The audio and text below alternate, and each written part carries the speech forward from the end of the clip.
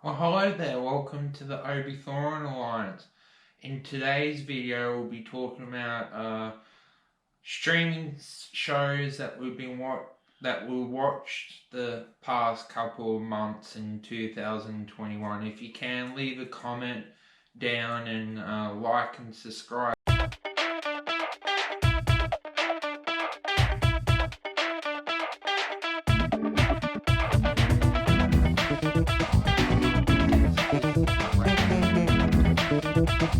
Did you want to start with what you watched? Yeah, so obviously with COVID and everything going on, streaming has been more important than ever, and you've been recommending a few shows to me, and I've recommended a few to you. So today we're going to recommend 3 that we've each individually seen that the other person hasn't, and then 2 that we've both seen.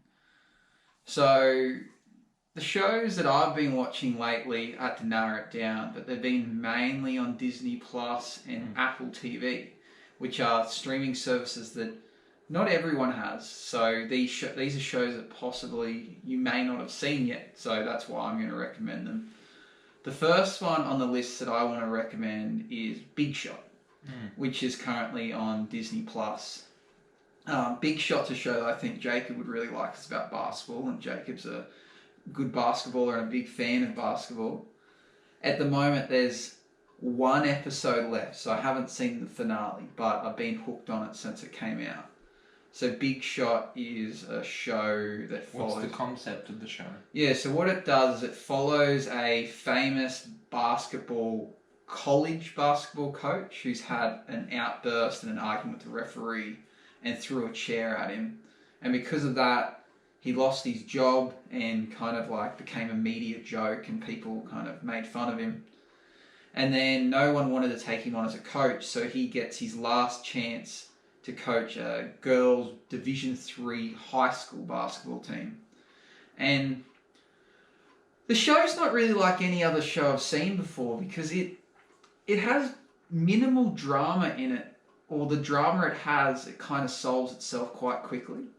I just think it's a really cool concept. John Stamos plays the main character, Coach Korn, and it features a cast of mainly female-dominated casts, which I guess, being Disney, these girls are probably multi-talented. They're probably singers, dancers, and actresses, and it's just an interesting one because, you know, some shows, what happens is, like 2 characters have an argument, and then all one has to do is apologize to the other, or tell them like, I wasn't cheating on you, this actually happened. But they never explain it. They always just let the argument carry on over a few episodes and drama builds.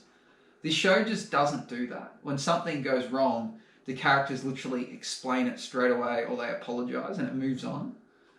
And being a show about high school girls, you'd think that the drama would be the main thing, but it's not. It's the basketball. So the characters actually talk out their problems instead of writers writing in that all they have to do is talk about it instead of, dragging it out for the sake. Like they just fix the problems real quick. The drama doesn't carry on between shows, and it is really about the basketball.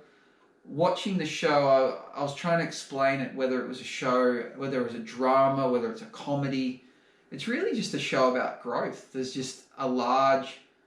I won't say there's a semi-ensemble cast. Like John Stamos is the main character, but then everyone else is a large group of females that play in his team, and not one of them gets more airtime than the other. They're quite evenly spread out, but they each have little issues, whether it be family, whether it be their sexuality, relationships, or basketball. They have different issues, but it's about growth. There just isn't drama. It's just purely like a feel-good show about people wanting to get better. A basketball coach wanting to get back to his former glory.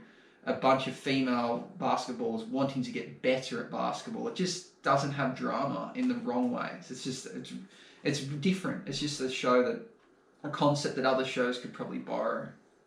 And I think it's something you should probably watch soon. And yeah, it sounds interesting. Yeah, because you were a bit cautious about it first, and I was telling you, because you didn't know whether it would be really about basketball or whether it was just going to be a teen drama. But it really is. It does focus on the basketball.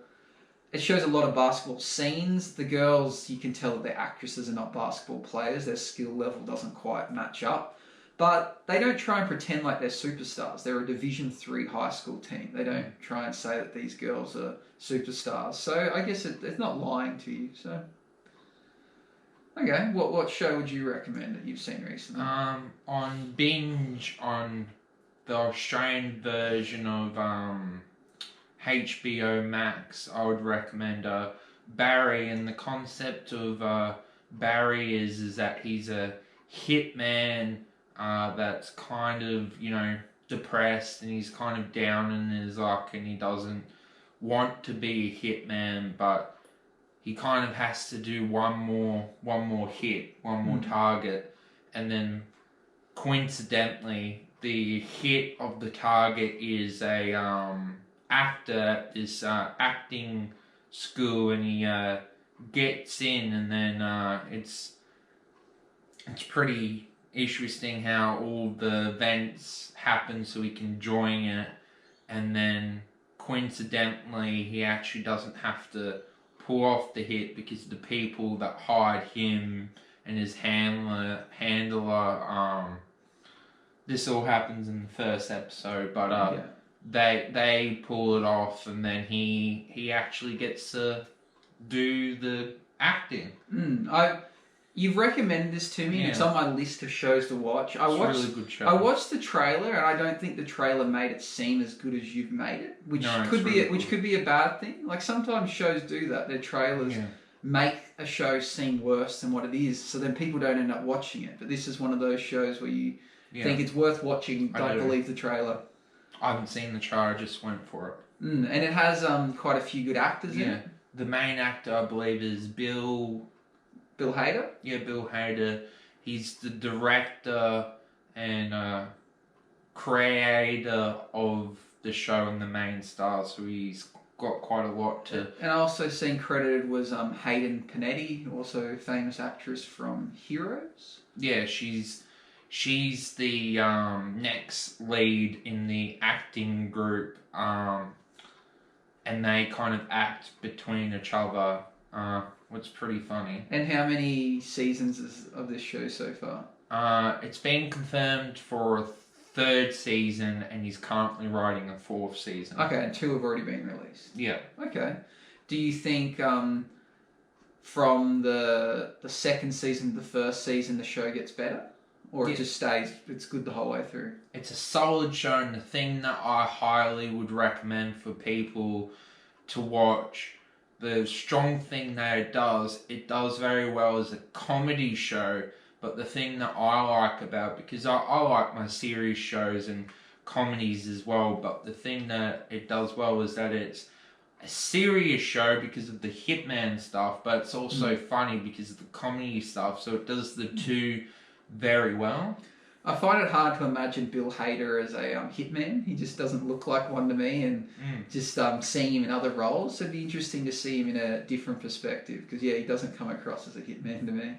Yeah, he actually doesn't want to be a hitman. He wants to be an actor, but the show keeps, changing, and I would highly recommend watching it. It's definitely on my list of next things to watch. Moving on, another show that I would recommend, and I've suggested to you this a few times, but the challenge is because it's on Apple TV Plus, which isn't the easiest platform to watch if you're not an Apple user, is a show called Morning Wars, which I think it goes by a different name in the States. It might be called News Wars, but basically this is the first show I saw come out on Apple TV Plus, and it has a really good cast. So it's got Reese Witherspoon. It has Jennifer Aniston and Steve Carell. So it's very star packed, and it follows a crew of people that work on a morning show like the Today Show, Sunrise, any of those type of shows that we see on TV. And it's cool because it's behind the scenes of what their life is like. The getting up at 2 a.m. to start filming a morning show, seeing how the news stories are written, also getting a peek into the kind of behind-the-scenes trickery and mean things that news companies do, that they change stories, they bribe people to look like bad guys or good guys, and just the sort of stuff that you hear in the news that you want to know if it's true. This show kind of exposes it. I really liked it. It had maybe 8 episodes from memory. I think it's 10. Okay, well, it's a quick watch. I'll give you that. Yeah, Like, 8 or 10. not that they were short episodes. They kept you wanting to see the next one. It was very easy to binge it and want to watch back to back. I believe there's a second season. It ends in a way that wants you to know about the next season. But I guess the main idea of the show, it's about a news team, but it follows the allegations of Steve Carell's character being accused of sexually assaulting a member of the news team. And he then gets stood down from his position. And it follows whether, kind of like investigating whether it's true or not, him trying to clear his name, because he's a wealthy news presenter. Like, he would have been one of the most well-known people in America if this show was true.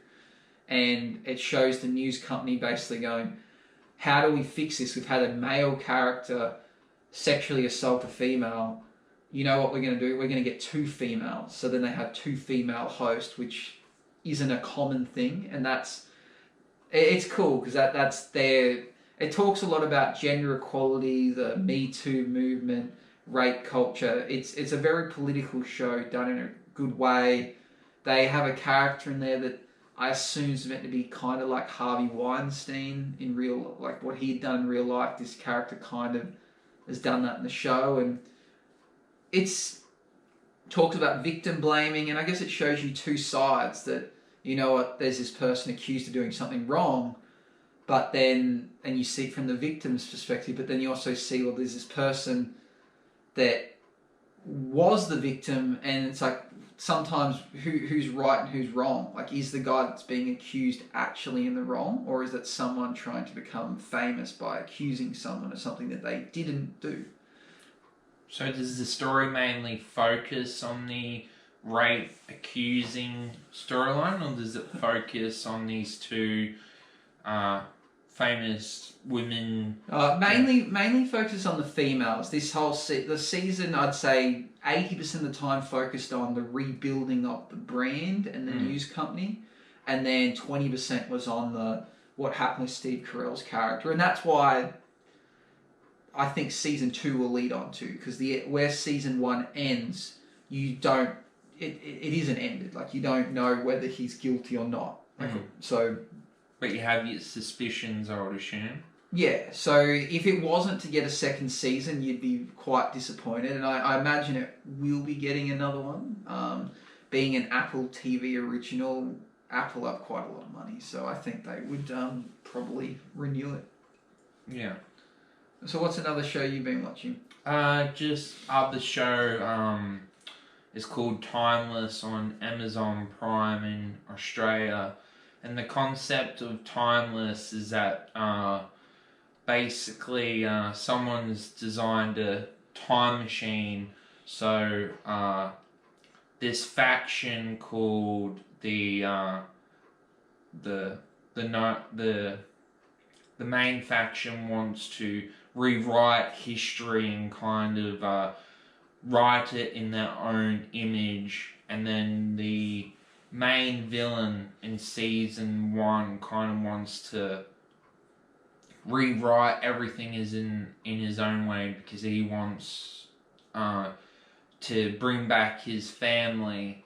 And then there's 2 seasons of it, but it actually got cancelled once and then renewed for season 2, and then it got cancelled and then brought back to finish for season 2 in like a part 2, and it's got quite an interesting concept, because we get to see the 3 main characters. One's a historian. She just seems to know everything about history. Is this show set in the future, past? Oh, it's set in 2000, when the show was airing, like 2017, 18. Okay, and it's like It's set on Earth, and it's Yeah. Okay. Basically the three main characters. One's a historian that, you know, she doesn't have things written down. She just knows in her mind that, oh yeah, this person is important for this reason. And then you got your person that actually knows about the time machine, because the main person actually stolen it so he can do what he needs to do. And then they have a lifeboat, what was basically a backup in case the original one got stolen. And what does the series follow? What are they? Is it trying to recover this time machine, or does it feature them going through time? And they're basically going through time trying to stop this person from doing dangerous things when this main organization are actually the true enemy. Okay. And then you got your third person who's actually the voice for Anakin Skywalker in the Clone Wars, and he's basically the military, the person that can protect them and shoot. And so you're saying there has been 2 seasons and no third season coming, or? It ended in a way that they could, but it ended in a satisfying way that... So what makes you want to recommend this to people? Is it because it's unique, or? Yeah, I found it quite unique. It actually made me want to look up, the people that they were talking to and kind of history, and brings up quite interesting things, because there was one episode that they met JF Kennedy, and then unfortunately he actually got brought back, and instead of him becoming president, something actually happens to him, so Nixon becomes president. So things alter in history. So that's pretty cool. I was saying to you in a previous video that I love the idea of fictional movies or books or shows where they travel back in time, or they somehow interact with real life events, kind of like the James Franco series where he goes back in time to stop the assassination of JFK, or we were talking about the Eternals, how they possibly are going to go back and talk to the Babylonians or the Egyptians. And I love the idea of fiction mixing with history. Okay, that sounds interesting. Yeah. And then basically season 1 ended in a way that if it did get cancelled, it would have been... So it was very good that it got renewed for season 2. So I would definitely highly recommend to watch Timeless, because it's quite interesting to see how they go into a time period, and then you get to see all these people, and they even dress in different clothes. And I do have some problems with the show, is that it does get very female, like dominant, and very even black African American a bit too much. Yeah. In a way that the main female character is like, I'm female, I'm this, female empowerment. It does feel a bit too much at times. Yeah, I think a lot of shows now are pushing this equality movement, which isn't a bad thing, but sometimes they go too far that it becomes tokenism, or it looks tacky. Yeah. So, respect the message, but if you do it in the wrong way, it almost looks worse. Yeah. Okay, you recommend that. So what are some shows we looked at that we both recommended? And one of them was Truth Be Told. Yeah, we got one more episode to go. Yeah, so you finished Truth Be Told. I've got one episode to go. I've started watching it this week, and I've been watching it consistently. This is, again, another Apple TV show. It came out a few years ago, so it's not brand new, but it's a show I think some people would have missed because of that, and it's worth watching, because given that crime, like mystery, murder, podcasts about crime are so popular now, I think this show would appeal to so many people. Yeah, I think the main problem is that it's a terrific show, but I kind of wonder if it was on a different network, the caliber of actors that they have on this show, I think would have attracted a lot more people to watch it. I just think because Apple is quite hard to watch because you have to have their products. So unfortunately, I don't think it's got as many people watching as it's deserved. I think that's the main problem because it's a high quality show. I agree. It's definitely one of those shows I think people have probably missed the boat and it's worth going back to watch. So summarising this show, we've talked about it off camera together, and it's not a hard show to summarise, but without giving away spoilers. So you don't want to give it away to someone though. So it's basically a show about there was a gentleman who was murdered 20 years ago. Yeah. They couldn't find the murder weapon. They didn't know who killed him, but in the end, his 16-year-old neighbour was accused of the murder. He was found guilty with very little evidence and really no motive, but he was the next best suspect and he was accused. This character was sentenced to 20 years, a lifetime in prison actually. Yeah. So it fast forwards 20 years, we see Octavia Spencer, quite a famous actress. She was in Thunder Force, which we... The defense lawyer actually with the mother going through like trying to get her son, who's played by Aaron Paul out of Breaking Bad. So, so he played Jesse Pinkman in that. So he's quite a famous actor, and he's really good in this show. So he's been sentenced to a life of prison. We have Octavia Spencer, who was a reporter at the time that somehow she did some investigation, wrote some news articles that she believed was the reason he got put in prison. I don't know whether a newspaper article could be enough evidence, but she seems to think so, and she feels guilty.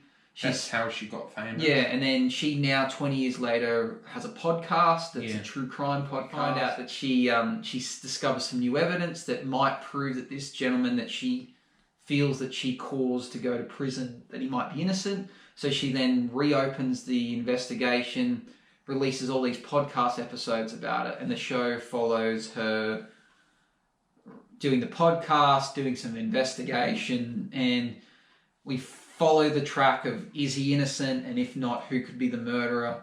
It keeps you on the edge of your seat. It has some plot twists that some you think are going to be obvious, and then it's not what you expect, and then some that you don't expect that come out of nowhere. As I said, I haven't seen the last episode, but so far I've been hooked on it. The actors and actresses in it are great. And it's a very cool concept how they mix the podcast world into it. My only real complaint is the believability, how she gets access to this information. Yeah. She has a friend that's an ex-police officer, and he just always seems to find police records or evidence or suspects that they apparently 20 years ago couldn't find when investigating the murder, but he seems to find it now with ease. That's my only issue. It's a bit convenient for the plot. And I guess the other one, do you kind of relate to her like two sisters, or when they're on screen, do you kind of go, oh... To me, they're kind of pointless characters. Yeah, they are. I think there's a lot of things that were added to the script to help with the plot. I think... the adding of the Nazi characters in prison, I feel was kind of just for the sake of the plot. Was that needed? Probably could have got away with it if he wasn't in a Nazi gang. The fact that Octavia Spencer's dad is part of like an ex-bikie gang. Yeah. Again, was that necessary? And then her sisters, I don't know. They don't really even need to exist, to be honest. Like, she could have been an only child and it wouldn't have mattered, but they are quite annoying characters when they come on screen. There's a few things that I think are added for the storyline. I think, no offense to Octavia Spencer, her love interest in the show, her husband seems a bit unbelievable. And then her other love interest in the show, her ex-partner, like, seems significantly younger than her and much more attractive. Like, again, it's kind of added for the storyline, but it's not really believable. But great show. Like, it's a really good show. I guess if you expect everything in a show to be believable, then you're not going to find many shows you like. They're not unrealistic, No. but they are, there's a lot of convenience things added for the sake of the plot. Yeah, but it keeps you on the edge of your seat, so the show does its job, and it's Oh, definitely. I don't think anyone could watch it and not be interested in wanting to find out more. Yeah. What's the other show that we both watched recently that you want to recommend? Ted Lasso. Yeah. So Ted Lasso, again, Apple TV. Feel-good show. So the funny thing about Ted Lasso is